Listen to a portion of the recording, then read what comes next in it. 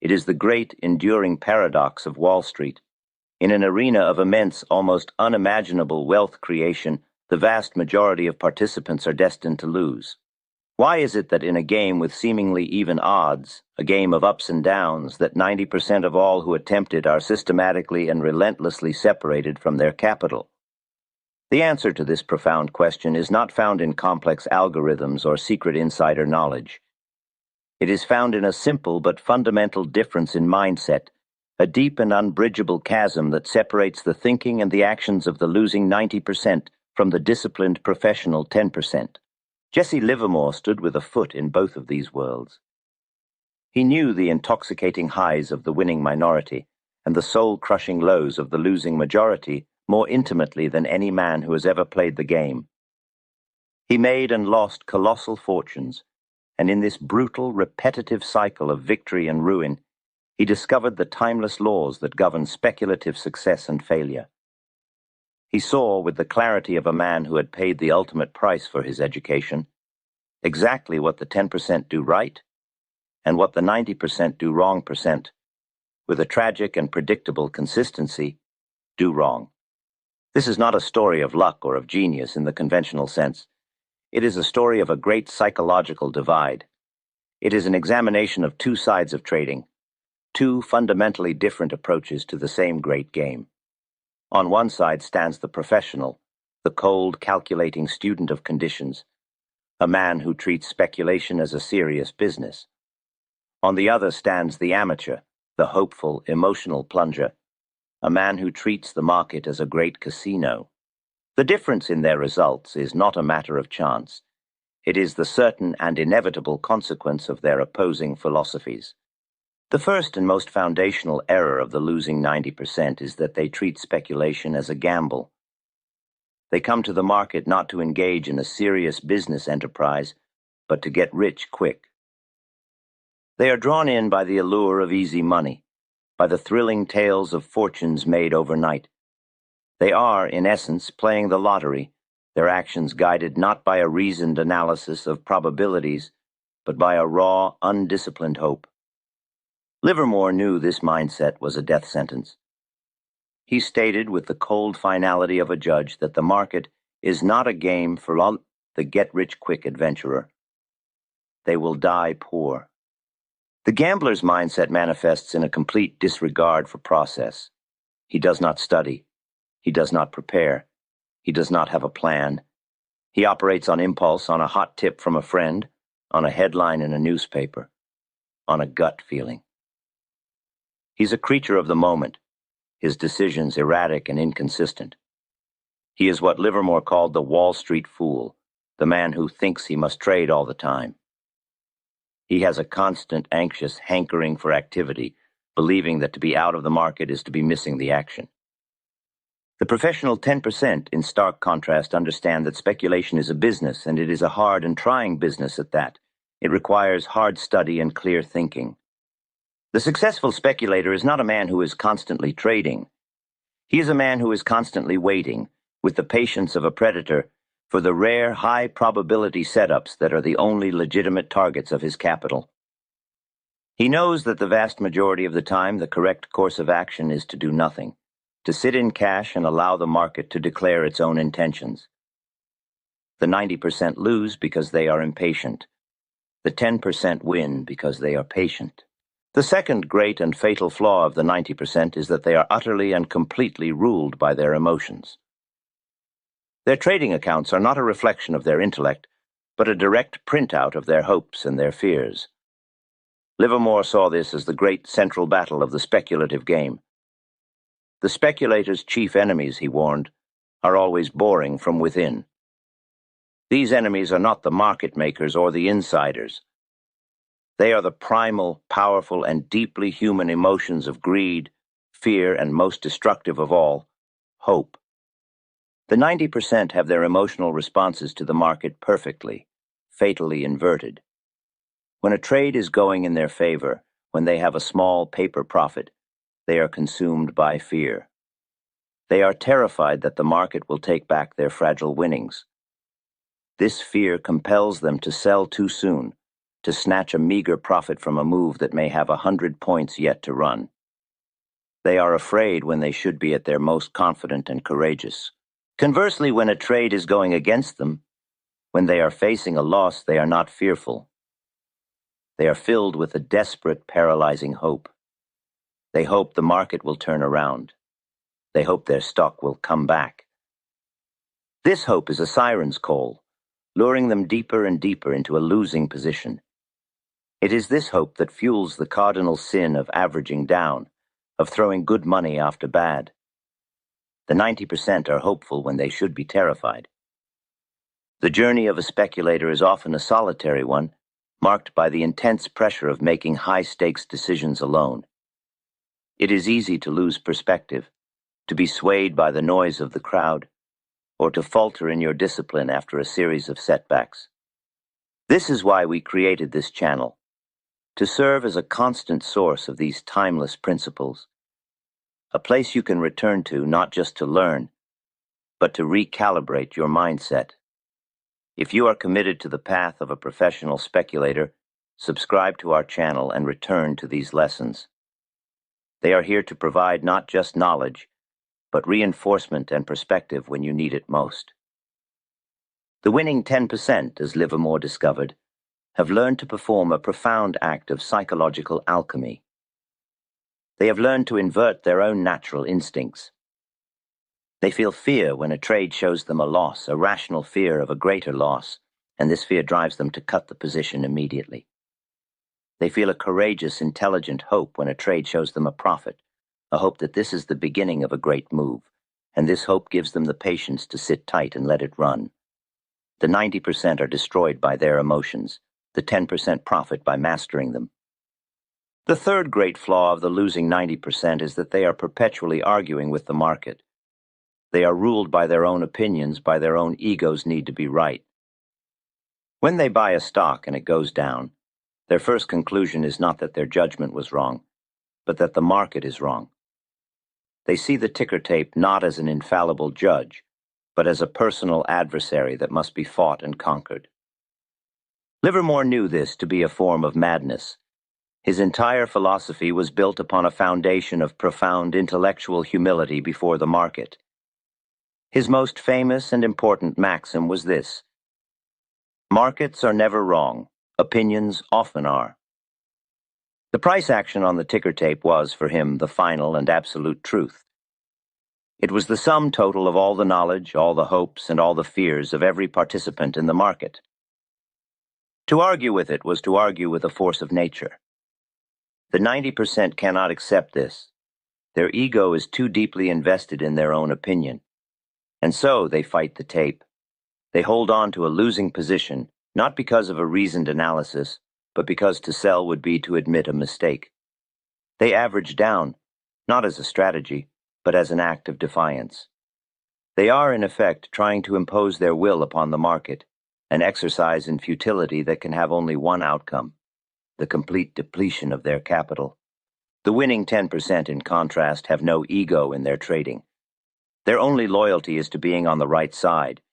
The moment the market proves them wrong, they do not argue. They do not get angry. They do not hope. They act. They close their position, accept the small loss, and move on. They understand that a single trade is but one of 1,000, and that the outcome of any individual venture is insignificant compared to the long-term preservation of their capital and their mental equilibrium. The 90% are destroyed by their need to be right. The 10% prosper by their willingness to be wrong. Having thoroughly dissected the flawed mindset and the self-destructive habits of the losing 90%, we now cross the great divide. We move from the world of the amateur to the world of the professional, from the realm of the gambler to the serious business of the master speculator. What then does this winning 10% do right? What are the core principles, the foundational habits of thought and action that separate them so completely from the hopeful losing crowd? The answer is not a secret formula, but a profound and disciplined commitment to a different way of thinking, seeing, and acting in the market. The first and most fundamental difference is this: the winning 10% treat speculation as a serious business. Where the amateur sees a casino, a thrilling game of chance, the professional sees a complex business enterprise that demands intense study, careful planning, and a rigorous, unemotional execution. He is not in it for the excitement or the quick thrill of a lucky bet. He is in it to make a consistent and substantial living, and he approaches his work with the same seriousness as a surgeon entering an operating room or an engineer designing a bridge. This business-like approach begins with a commitment to education. The professional understands that to succeed he must learn and understand the market to the best of his ability. He is a lifelong student, a tireless researcher of conditions, of historical precedents, and of the unchanging patterns of human psychology. Jesse Livermore himself, even at the height of his success, was in a constant state of study, always seeking to refine his methods, always looking for a new edge. He knew that the moment a speculator stops learning is the moment he begins to fail. The 90% are too lazy to do this work. The 10% know it is the very price of admission. This business-like mindset also means having a plan. The professional never enters the market on a whim. Every commitment is part of a larger, well-reasoned campaign. He knows his reasons for entering, he knows his point of surrender if he is wrong, and he knows his strategy for maximizing his profit if he is right. The 90% are driven by impulse. The 10% are guided by a plan. They are not reacting to the market's every move. They are executing a predetermined strategy. The second great principle of the winning 10% is that they are masters of their own emotions. Where the amateur is a slave to the primal forces of hope and fear, the professional has learned to invert them, to transform them from his greatest enemies into his most powerful allies. This psychological inversion is perhaps the most difficult and most important skill in all of speculation. It is the very heart of the professional mindset. When a trade is going against him, the professional does not feel the comforting warmth of hope. He feels a cold, rational, and supremely useful fear. He is not afraid of the small loss he currently has, but he is terrified of the catastrophic loss it could become. This fear is not paralyzing.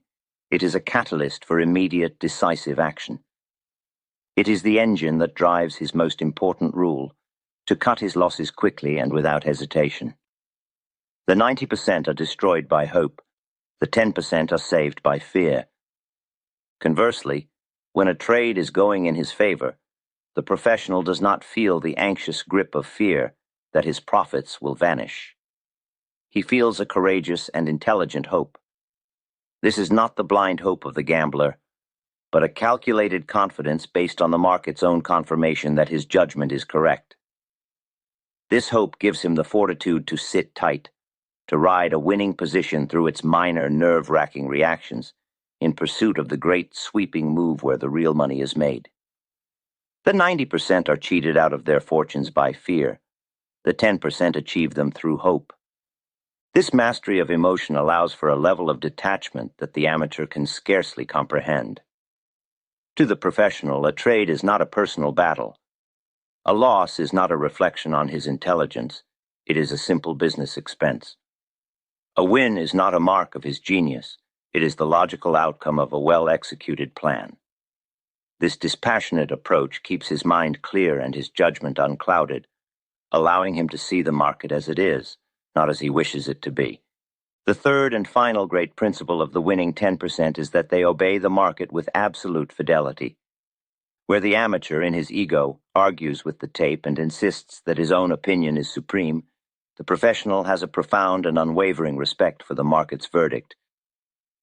He knows, with a certainty born of experience, that markets are never wrong, opinions often are.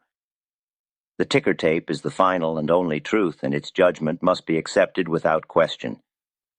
This means the professional has no loyalty to the bull side or the bear side. His only allegiance is to the right side. He is not concerned with proving his own predictions correct. He is concerned only with aligning his capital with the great underlying line of least resistance. When the market tells him he is wrong, through the simple, unambiguous language of a price moving against him, he does not hesitate. He does not wait for a reason. He acts. He understands that to fight the tape is to fight an irresistible force. His job is not to conquer the market, but to flow with it. This requires a supreme level of intellectual flexibility, the ability to change one's mind in an instant when the evidence changes. The 90% are destroyed by their stubbornness, by their emotional commitment to a position that the market has already proven to be a mistake. The 10% prosper because they are nimble, because they can admit an error without it damaging their ego, and because they can pivot their position in perfect harmony with the market's ever-changing tune. These three great principles, then, are the dividing line between the two sides of trading. On one side stands the 90%, the gamblers, the hopeful, the emotional, the impatient, the men who believe their own opinions are more powerful than the market itself.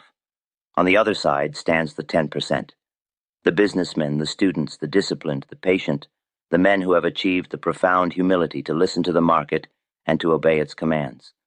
To cross this divide is the great challenge of every aspiring speculator. It is a journey that requires more than just capital and a desire to win. It requires a complete and total reconstruction of one's own mind. It is a commitment to the difficult, often painful work of self-mastery. It is the understanding that the greatest enemy is not the market, but the flawed, impulsive, and deeply human nature that resides within.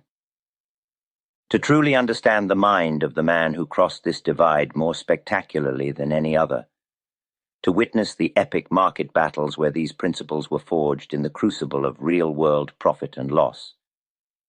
The essential chronicle remains Edwin Lefebvre's 1923 masterpiece, Reminiscences of a Stock Operator. This is not merely a book. It is a deep psychological portrait of a master at work, a narrative that gives life and context to every one of these timeless rules. For those committed to this study, a link to the edition featuring a unique, detailed chapter-by-chapter analysis by Max Davidson, an interpretation specifically designed to translate this century-old wisdom for the modern reader, is provided in the description below.